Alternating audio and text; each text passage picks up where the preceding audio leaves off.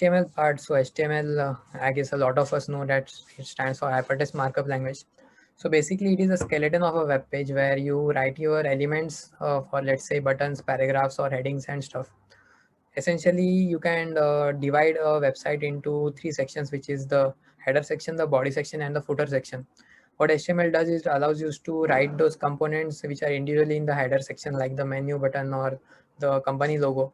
Then you can actually insert your images, videos, and all the graphical elements into a page using HTML tags. So HTML has a lot of tags which are used for adding all these elements. So basically, you can use them to create a bare minimum skeleton of a website and then move to, let's say, CSS for additional styling and stuff.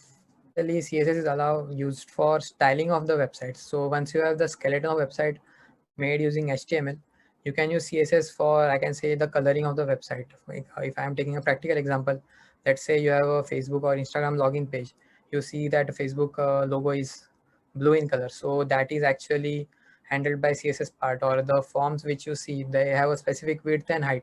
So those elements or the size of those elements is handled by CSS.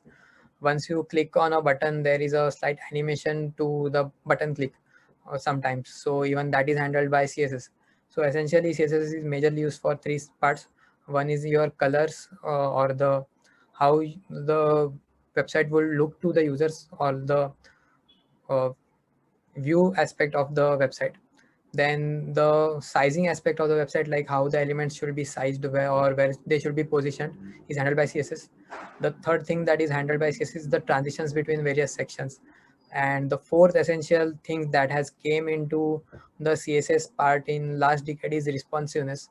So what I mean by responsiveness is, since the advent of mobile phones, developers had to handle the website which would work on desktop mode as well as mobile phones. So in that case, what CSS allows you to do is it gives you freedom to essentially show a particular section of a website in a particular manner for desktop mode and in a particular way for mobile view. In that case, we use something called as media queries, and they allow, or we use various responsive elements in order to allow our website to be viewed comfortably on the desktop resolution as well as mobile resolution.